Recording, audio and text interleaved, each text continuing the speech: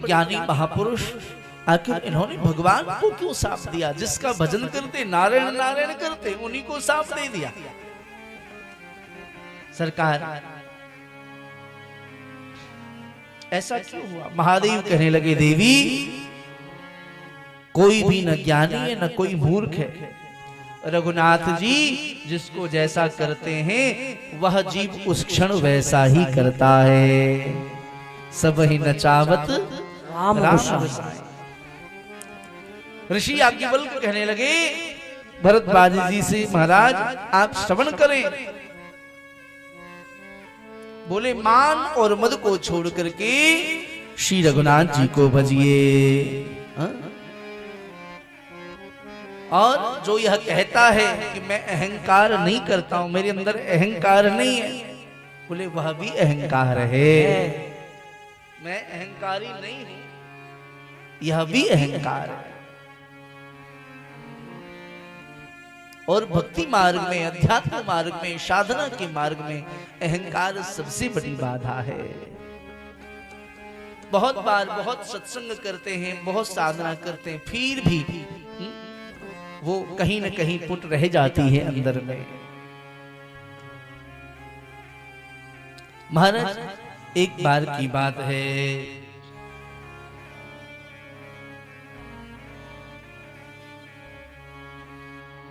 श्री नारद जी महाराज हिमालय पर्वत की एक गुफा में, जिसके पास समीप ही भगवती गंगा बहती थी, महाराज वहां एक बड़ा सुंदर आश्रम श्री नारद जी ने देखा।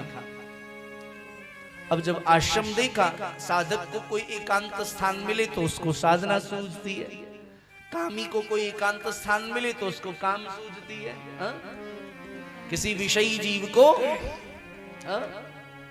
नशेड़ी को कोई एकांत स्थान मिले तो उसको नशा करने की सूझती है। कृपानाथ एकांत स्थान को देखा, नारद जी ने सोचा ये तो बहुत उत्तम स्थान है, यहाँ बैठ करके भजन करूं, साधना करूं तो बड़ा मन लगेगा। महाराज भगवान का स्मरण करते ही श्री नारद जी को समाधि लग गई। सर विपिन विभाग भयहो रमापत पद अनुराग।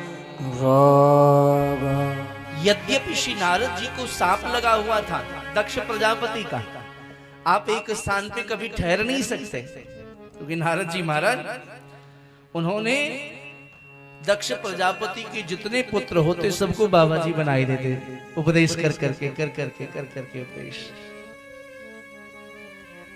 प्रजापति दक्ष ने 10,000 हर्याश नाम के पुत्र उत्पन्न किए। नारद जी ने उन 10,000 पुत्रों को 10 प्रश्न पूछे और न बताने पर तपस्या करने के लिए कहा। जितने भी संतान होते जाते सबको वो उपदेश करते, धीरे धीरे सब जो है समाधि भजन के लिए वन में चले गए। बात पता चली जब दक्ष को, उन्होंने शाप दे दिया, आपने मेरे पुत्रों को पथभ्रष्ट कर दिया। मैंने सृष्टि की अभिवृद्धि के लिए संतानों को प्रकट किया और आपने सबको संत बना दिया। आप एक स्थान ठहर ही नहीं पाओगे, और जब ठहरोगे नहीं तो हमें, हमारे पुत्रों को क्या उपदेश करोगे? हमारे बच्चे क्या बाबा जी बनेंगे? श्री डोंगरी श्री अखंडानंद सरस्वती पाद प्रतिवर्ष कथा करते आदरणीय श्री बिरला जी के यहाँ पर।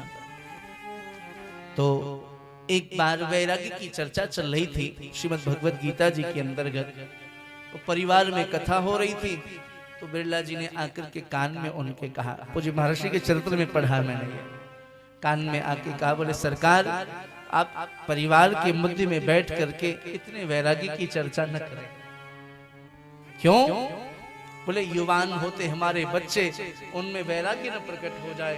तो स्वामी जी ने कहा, आप तो इतने दिनों से कथा सुन रहे हो, सत्संग सुन रहे हो, आपको तो वैराग्य हुआ नहीं, आपके संतानों को वैराग्य कैसे हो जाएगा? तो उन्होंने कहा, स्वामी जी बच्चे ना समझ हैं, मैं समझदार हूं, मैं सत्संग समझ समझ के सुनता हूं, इसलिए वैराग्य नहीं होता।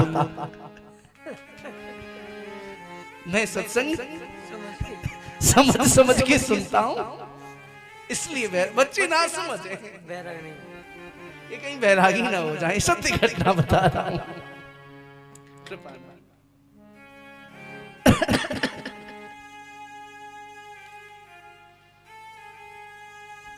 तो नारद जी की समाधि लग गई। जब समाधि लगती है, भजन होता है, तो सबसे ज्यादा कष्ट इंद्र को होता है। जब आप भजन करने बैठते हो, जब तब हवन ध्यान करते हो, तो सबसे ज्यादा पीड़ा पता है किसको होती है? इंद्र को। इसलिए जब भजन करने बैठे, जब करने बैठे, तो जब उठने लगे तो आसन के नीचे एक बूंद जल छोड़े, इंद्राय नमः सतक्रतवे नमः सक्राय नमः करके प्रणाम करें।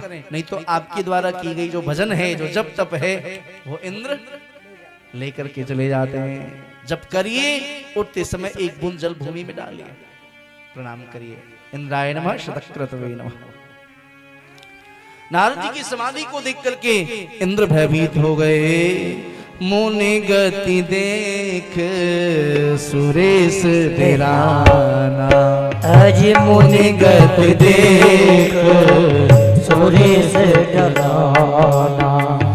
काम ही बोले कीन सन्माना, अज काम ही बोले कीन सन्माना। सहित सहाय जाहु मम हेतु, सहित सहाय जाहु मम हेतु, सहित सहाय जाहु मम हेतु, सहित सहाय जाहु मम हेतु। चलो हरसिय जल चर के तू, चलो हरसिय जल चर के, चलो हरसिय जल चर के तू, चलो हरसिय जल चर के। श्री नारद जी महाराज की तपोमयी स्थिति को देख करके देवराज भयभीत हो गए, भयाक्रांत हो गए। उन्होंने कामदेव को बुलाया। देवताओं को भय लगता है तो सबसे पहले वो कामदेव का उपयोग करते हैं। महाराज बुलाकर के आदर सत्कार किया। बोले मेरे हित के लिए आप अपने सहायकों के साथ नारद जी के पास जाएं और उनके समाधि को भंग करें। प्रसन्न होकर के कामदेव चले गए। इंद्र की आज्ञा मान करके कामदेव आश्रम में गए और जाति वसंत ऋतु प्रकट कर दिया। महाराज जो बहने वाली वहां पर देव नदी है, भगवती गंगा, उसमें से विकार को प्रकट करने वाली खुशबू प्रकट हो गई। सोचिए कामदेव का प्रभाव। लताओं ने वृक्षों को अपने आगोश में ले लिया, लपेट लिया। सुंदर सुंदर पक्षियां कलरव करने लगी, पपीहे कलरव करने लगे, तरह तरह की ध्वनि आने लगी। वहां की अवस्था को देख करके लगा कि नारद जी के ऊपर प्रभाव होगा, लेकिन नारद जी की समाधि नहीं खुली।